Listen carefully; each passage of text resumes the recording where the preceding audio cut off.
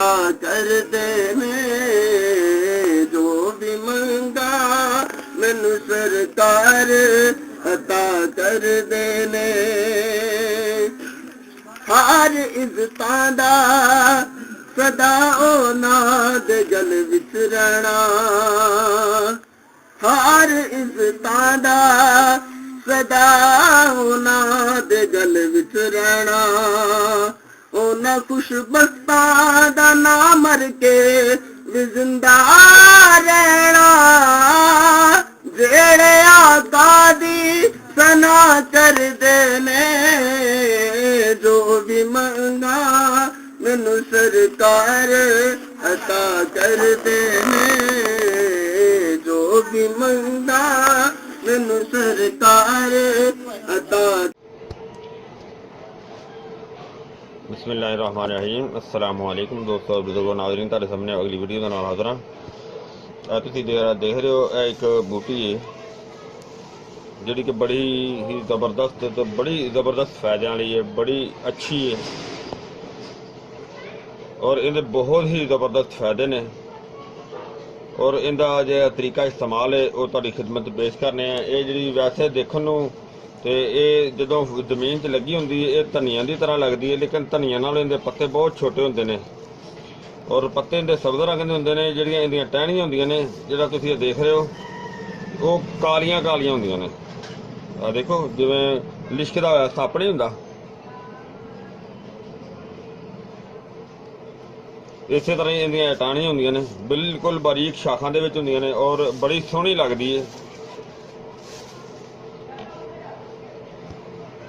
और ये जनाब इहदा नाम है बरशाशा और इनू बरशाशा भी कहा जाता है, इनू परस्याशा भी कहा जाता है और इस तो इलावा होर भी इहदे नाम है ने। इनू हिंदी दे विच हंसराज भी कहा जाता है और पंजाबी दे विच इनू खूह बूटी कहा जाता है। बहुत सोहनी बड़ी जबरदस्त है और एक देखो देखने को एक लगती जिवें घास की तरह हैगी है, घास की तरह मशाबा भी है, धनिया की तरह मशाबा भी है, शाखां बिल्कुल बरीक भी ने। और ये इहदा इस्तेमाल जिहड़ा है वो बहुत ही अनोखा किस्म का है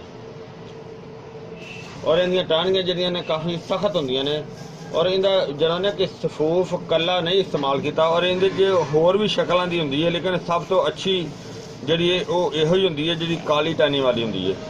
यह सब तो अच्छी और बेहतर जिहड़ी हुंदी है ज़्यादा फायदे वाली हुंदी है। और इस तरह ही इहदा इस्तेमाल जनाब वैसे तो जिहड़ी ये ना ही ज़्यादा गर्म है और ना ही ज़्यादा खुश्क है, दिल नूं तलखी नहीं करती। और इहदी जिहड़ी खुराक है तकरीबन 5 माशी यानी कि अद्धा तोला जिहड़ी ना वो इस्तेमाल की जाती है। इहदा इस्तेमाल इस तरह होंदा है कि और इहदी जिहड़ी ज़्यादातर बरानी इलाके दे विच पैदा होंदी है, यानी कि पहाड़ी इलाके दे विच, बरानी इलाके दे विच, खुले इलाके दे विच पैदा होंदी है। ते इस तो इलावा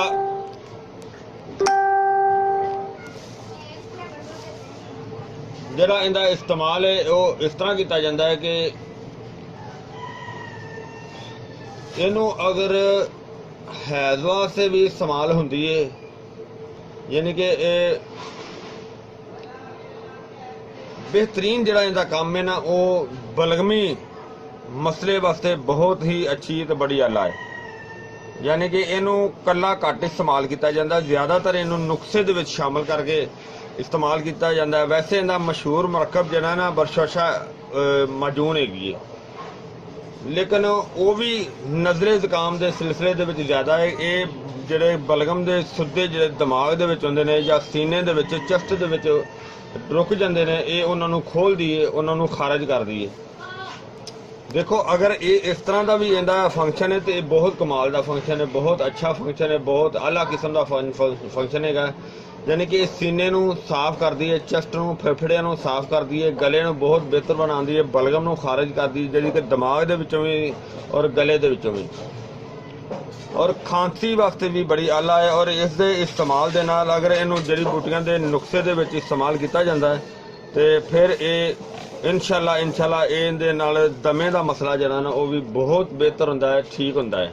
ਬਲਕਿ ਇਸ ਤੋਂ ਅਗਲੀ ਵੀਡੀਓ ਸਾਡੀ ਇੱਕ ਮੈਂ ਤੁਹਾਨੂੰ ਦਿਖਾਵਾਂਗਾ ਜਿੰਦੇ ਵਿੱਚ ਇਸ ਦੇ ਫਾਰਮੂਲੇ ਦੇ ਨਾਲ ਕਾਫੀ ਜ਼ਿਆਦਾ ਜੜੀ ਬੂਟੀਆਂ ਪਾ ਕੇ ਅਸੀਂ ਇੱਕ ਸ਼ਰਬਤ ਤਿਆਰ ਕਰ ਰਹੇ ਹਾਂ ਜਿਹੜਾ ਕਿ ਪੁਰਾਣੀ ਤੋਂ ਪੁਰਾਣੀ ਖਾਂਸੀ ਵਾਸਤੇ, ਔਰ ਉਹ ਜਿਹਨਾਂ ਕਿ ਕਈ ਦੋਸਤ ਇਨਹਲਰ ਇਸਤੇਮਾਲ ਕਰਦੇ ਨੇ ਯਾਨੀ ਕਿ ਸਾਹ ਵਾਲਾ ਪੰਪ ਇਸਤੇਮਾਲ ਕਰਦੇ ਨੇ, ਇਨਸ਼ਾਅੱਲਾ ਉਸ ਦੇ ਨਾਲ ਉਹ ਵੀ ਠੀਕ ਹੋ ਜਾਏਗਾ। ਉਹ ਇਸ ਤੋਂ ਅਗਲੀ ਵੀਡੀਓ ਜਿਹੜੀ ਹੈ ਨਾ ਉਹ ਉਸ ਦੀ ਆਏਗੀ ਜਿਹਦੇ ਵਿੱਚ ਕਾਫੀ ਜ਼ਿਆਦਾ ਫਾਰਮੂਲਾ ਹੋਏਗਾ।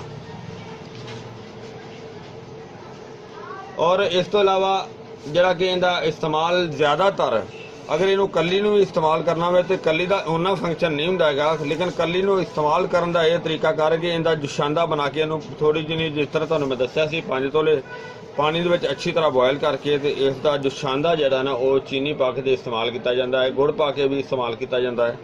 ਔਰ ਅੱਲਾਹ ਤਾਲਾ ਨੇ ਇਸ ਜੜੀ ਬੂਟੀ ਦੇ ਵਿੱਚ ਇੰਨੀ ਜ਼ਿਆਦਾ ਤਾਕਤ ਰੱਖੀ ਹੈ ਕਿ ਇਹਨੂੰ ਪੱਟ ਕੇ ਰੱਖਿਆ ਜਾਵੇ ਤੇ 1 ਸਾਲ ਤੱਕ ਜਿਹੜੀ ਨਾ ਉਹ ਇਹਦੀ ਤਾਕਤ ਜਿਹੜੀ ਨਾ ਉਹ ਬਹਾਰ ਰਹਿੰਦੀ ਹੈ। ਦੋਸਤੋ ਇਸ ਬੂਟੀ ਦੀ ਇਨਫੋਰਮੇਸ਼ਨ ਜਿਹੜਾ ਮੈਨੂੰ ਉਮੀਦ ਹੈ ਤੁਹਾਨੂੰ ਬੜੀ ਅੱਛੀ ਲੱਗੀ ਹੋਈ ਹੋਵੇਗੀ। ਇਹਨੂੰ ਤੁਸੀਂ ਲਾਈਕ ਕਰਿਓ, ਸ਼ੇਅਰ ਕਰਿਓ, ਸਬਸਕ੍ਰਾਈਬ ਕਰਨਾ ਬਿਲਕੁਲ ਨਹੀਂ ਭੁੱਲਣਾ। ਇਨਸ਼ਾਅੱਲਾ ਅਗਲੀ ਵੀਡੀਓ ਨਾਲ ਫਿਰ ਮਿਲਾਂਗੇ ਇਹਦੇ ਮੁਕੰਮਲ ਨੁਸਖੇ ਦੇ ਨਾਲ। ਹੁਣ ਤੱਕ ਇਜਾਜ਼ਤ, ਅੱਲਾਹ ਹਾਫਿਜ਼, अस्सलाम वालेकुम रहमतुल्लाहि व बरकातुहू।